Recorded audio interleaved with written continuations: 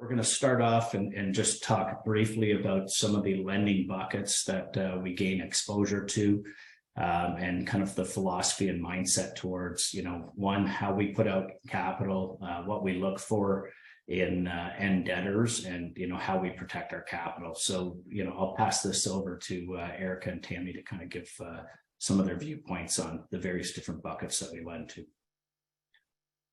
Thanks, Rob. Maybe I'll start on the factoring and receivables based financing. Obviously, that's very close to cash on the stack. Essentially, what we're looking for in a factoring transaction is a client that's generally not bankable, but creates a superior good or service and sells that good or service to a creditworthy counterparty.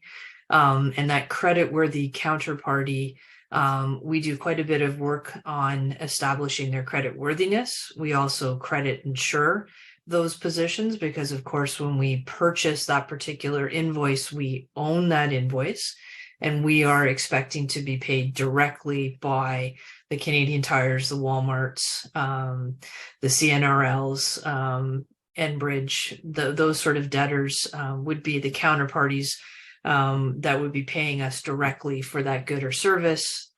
We go so far as to notify those counterparties and let them know that we now own that receivable and expect to be paid. And we actually go even further and contact them and speak with them directly to make sure that they've received the good or service and are satisfied with it. So it's quite a bit of work that goes into making sure we're going to be repaid, but the duration of those transactions are generally sort of in that 30 to 90 days, where that receivable is turned and replaced with a new receivable and turned and replaced. So it's a nice rinse and repeat type of business for us. And the average client, Tammy, I know the receivables turn over quite handedly, but our average client might be in that, 2 to 3 year range, possibly. It's a very sticky relationship, right? I mean, it fills a need. They're generally hand to mouth. They generally prefer the flexibility of being able to factor or not factor. So send invoices in, get financing, not get financing, and also helping from the perspective of regulating some cash flow for them. And also just, we're there when they grow, when they get that new contract in, they can turn that into cash very quickly. They know that we'll go and do the credit work on the counterparty. They know when they deliver that good or service that they're going to get paid for it because we've already done that sort of in-house, normally what would be an in-house credit work for our clients. So it's value add. So it's a pretty sticky type of business. And yeah, 2 or 3 years for sure. Tammy, if I could just follow on a little bit, because Rob mentioned it before when he was talking about the loan to values. In an instance where you're factoring, predominantly we have a senior lien on the company in its entirety while we're just purchasing receivables, rinse and repeating that. Let's say a client is a widget manufacturer, but they have, a significant amount of manufacturing equipment. They have an inventory of widgets, which we will have security on while we're just touching the receivables and financing or purchasing those. We do tend to have blanket liens on the company and all of their other assets as well. So that sort of explains what Rob was alluding to before regarding the loan to values. We would not consider those in our loan to value, but it does exist as part of our security package. Yeah, great point. Absolutely. I think great segue into the asset-based lending part of our verticals. And again, that generally leads with the receivable so financing receivables, inventory, equipment, and potentially some real estate, more particularly owner occupied, as an add-on to a particular financing facility. And I think, Erica, you're going to probably hit on that just a little bit as well. But the asset-based lending facilities, they can operate a little bit like a factoring facility. So we can actually own the receivable, which allows us to credit insure our position when we're actually lending essentially against those receivables. That is, we do a lot of work at the front end. Erica and her team spends a lot of time understanding the deal, understanding how our money is going to change, or what impact our money or our financing facility will have on that business. And also sets the stage from a monitoring perspective to better understand how we expect that collateral to perform, and then setting up from an operational perspective, KPIs, key performance indicators, telling us how we expected the collateral to act, that we can test again against the receivables and inventory as it turns on a weekly basis. So really looking at the collateral performance as clients are drawing down on those facilities. Similar to the factoring side of the business, we actually receive the cash. So we have what's called cash dominion. So when the counterparties are paying on those receivables, all of that cash is going to a protected concentration account that's for our benefit only. So that's a great way to ensure that the cash is not leaking out of the business. We get updated information, like I said, on a weekly basis, so we can judge and make decisions about how much funding we might do. And on part of, again, what Erica and her team does in understanding the business on an upfront basis, doing appraisals on inventory, appraisals on machinery and equipment, and appraisals on real estate from third-party knowledgeable people that we work with on an ongoing basis. So specialists in their field who understand the value of the things that they're appraising for us. And also an independent third-party field examiner who goes in and really takes a look under the hood at that business, understanding the collateral, understanding the structure of the business, really understanding what we should be looking for from a performance perspective that we do at the front end, and that sort of look through continues throughout the life of the loan. So we're never a set it and forget it type of lender. We are always going back, reappraising that equipment, reappraising that inventory to make sure that we're on top of what that collateral would bring us on an ongoing basis. So what our recovery expectations should be, and ongoing field exams as well as part of what we do to monitor and measure, again, down to collateral performance and understanding the transaction and the client. I have nothing to add to that, so I can move on to lender finance, which is an interesting vertical.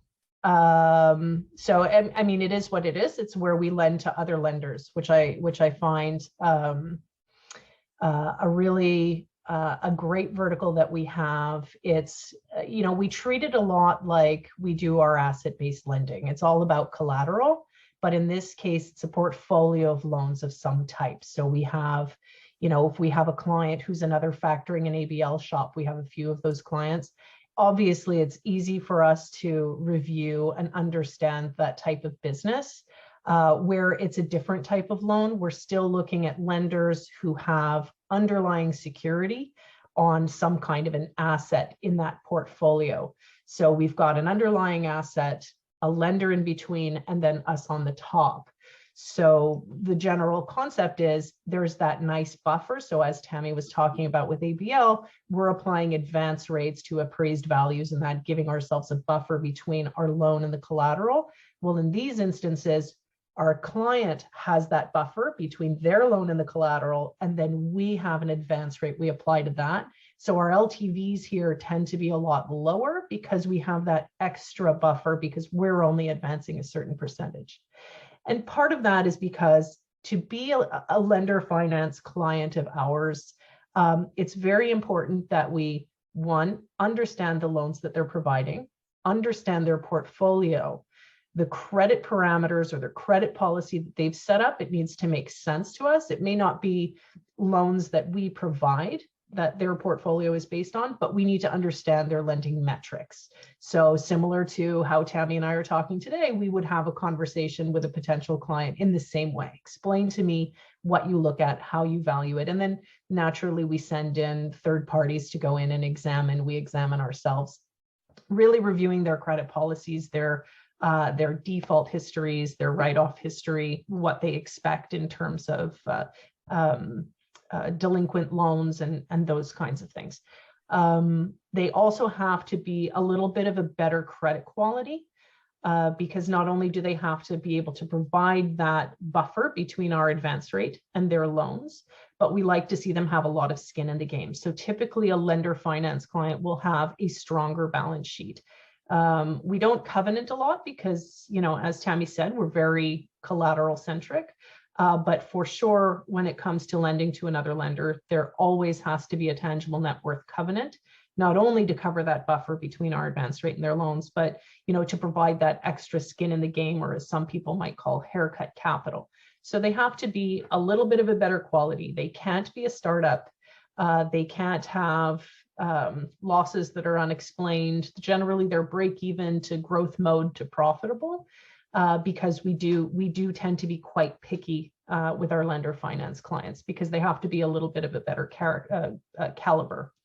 And these clients might be too small for a conventional bank. A lot of banks that, you know, tend to lend to other lenders tend to look more in the 50, 60, 70 million dollars as being on the small end.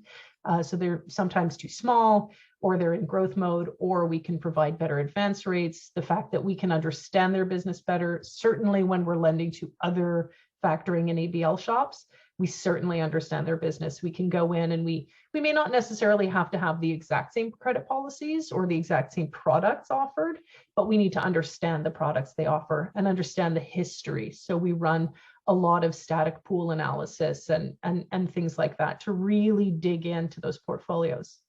Same as asset-based lending, we have cash dominion. So all of the collections that they're collecting directly from their clients on revolving bases or on, you know, direct assignments from factored receivables, that flows through our bank account. So we have cash dominion control over that as well.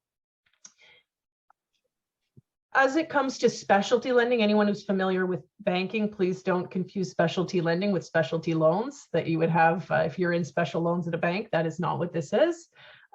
This is anything that doesn't quite fit the other buckets. I can always find, you know, you can find something about these type of opportunities that you could fit in either, let's say, lender finance or asset-based lending, but generally a specialty loan in our portfolio would be something that's a little bit out of the norm. Always collateral backed, but perhaps this would be recurring revenue from long-term contracts. So a company that, you know, has contracts set with their clients that pay out over 10 years, and it's they've got a great track record, and they've got, you know, locked in contracts that can't be canceled, and you can consistently see those cash flows that come in from the company. You can run net present value calculations on that. Again, we apply advance rates to that, always putting a buffer in. But this is sort of the catch-all category for something that doesn't quite fit into the others, but is collateral backed, can be wrapped up, first lien secured, and we can always find a way out. I mean, the main event in all of these categories is what happens if something goes wrong? How do we get out, right? So specialty loans where you're looking at, it's a cash flow loan or recurring contract revenues that are coming in. The closest to cash you can get, the easiest way you can get your money back on the loan, the better. And that's what we underwrite to. So if it's recurring contracts, I can give a real-time example, just because this one is, you know, a little bit of a stranger bucket. Was we looked at an opportunity where a company serviced elevator, was an elevator servicer, and they had recurring contracts with their clients where they would go in on a regular basis and service elevators. So those clients would pay on that contract every month for those services. But in looking at it, we didn't view it as an opportunity for us because we have to look at it from a wind down perspective and say, how would we get out? Well, we'd have to collect on those contracts, but you would continue to have to employ people. You would continue to have to service those elevators, right? Therefore, continuing to run the business and incurring expenses throughout the life of trying to wind down, making that wind down more difficult. If the contracts are different, of a different nature, where they're, one client we have that straddles specialty finance, lender finance, is they have contracts with individuals for hot water heaters, HVAC systems in their homes. And it's just, their loans are set it and forget it for their clients. They've installed the piece and they get paid to rent that piece for the next 10 years. That you can easily sit back, have someone at a desk with a light bulb, clicking and collecting payments each month. That's sort of the different, really rudimentary way to sort of explain how we kind of view specialty finance.